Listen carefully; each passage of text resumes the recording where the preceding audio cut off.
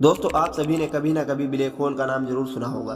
हालांकि दोस्तों वैसे तो ब्रह्मांड के रहस्यों से भरा हुआ है जिन्हें जानने की कोशिश वैज्ञानिक सालों से कर रहे हैं। इन्हीं में से एक नाम ब्लैक होल का भी है, जिसे कृष्ण विवर भी कहा जाता है। आखिर यह क्या चीज है और क्यों रहस्यमयी है? तो दोस्तों आज हम इसी के बारे में जानेंगे कि ब्लैक होल क्या होता है और क्यों रहस्यमयी है। तो आइए जानते हैं। दोस्तों स्वागत है फिर एक बार द ग्रोथ की नई वीडियो में।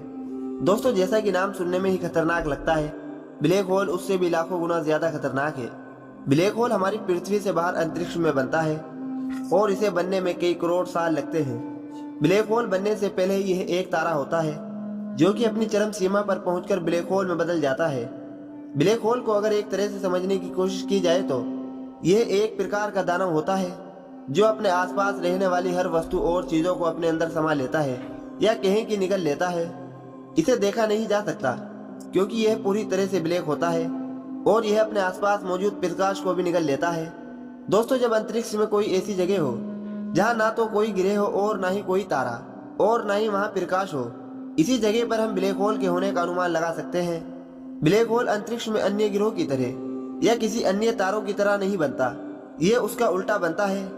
जब किसी तारे की लगभग उम्र समाप्त हो जाती है या उस तारे में मौजूद खनिज खत्म होने लगता है तो वह अपने आकार से कई गुना छोटा होने लगता है और यह इतना छोटा रूप ले लेता है कि हम इसे देख भी नहीं सकते।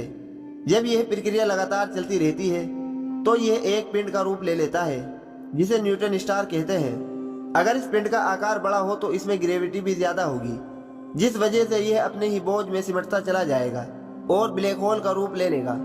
और अपने प्रभावी ग्रेविटी बल के कारण यह सभी चीजों को अपने में समा लेता है, यहाँ तक कि प्रकाश को भी। सामान्यतः ब्लैक होल के होने की स्थिति को मापने के लिए अंतरिक्ष में ग्रह और तारे या पिंड की स्थिति को देखा जाता है। सामान्यतः ब्लैक होल के होने का अनुमान इस बात से लगाया जाता है कि अगर दो तारों के बीच में गैप है और वहां काला धब्बा है तो इस स्थिति में वहां ब्लैक होल हो सकता है। दूसरा यह है जब अंतरिक्ष में चारों ओर प्रकाश होता है लेकिन अंतरिक्ष के किसी हिस्से में हमें ये प्रकाश जाता हुआ दिखाई नहीं देता, तो ऐसे में वहां ब्लैक होल के होने का अनुमान लगाया जाता है।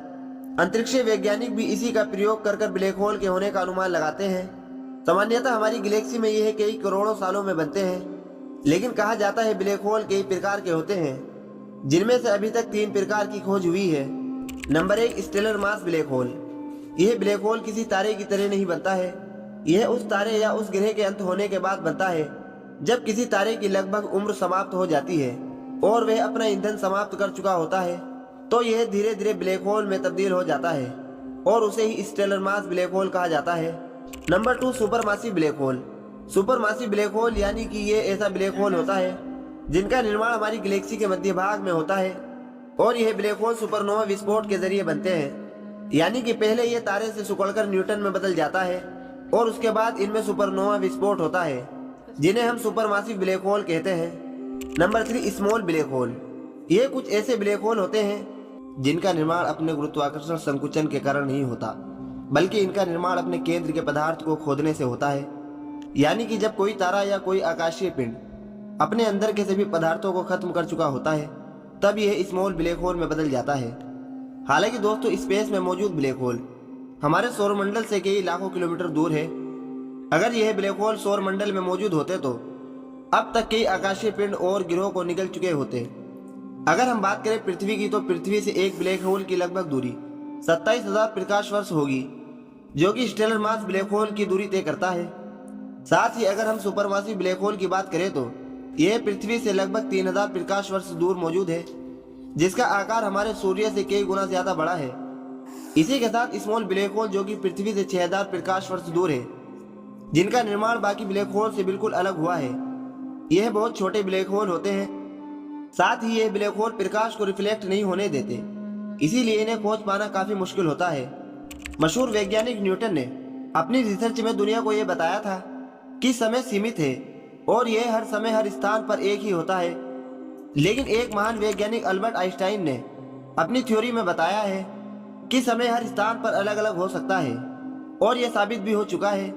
जब स्पेस में कुछ एक्सपेरिमेंट किया गया तो यह पता चला जब हम किसी ऐसे स्थान या ग्रहों के नजदीक जाते हैं जिनमें गुरुत्वाकर्षण बल ज्यादा प्रबल होता है, वहां समय धीमा गुजरता है।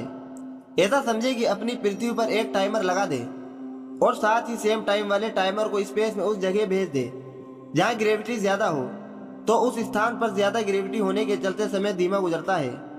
इसके अलावा अल्बर्ट आइंस्टाइन के द्वारा उनकी थ्योरी यह कहती है कि इस ग्रेविटी की मदद से हम समय यात्रा कर सकते हैं, यानी कि टाइम ट्रेवल।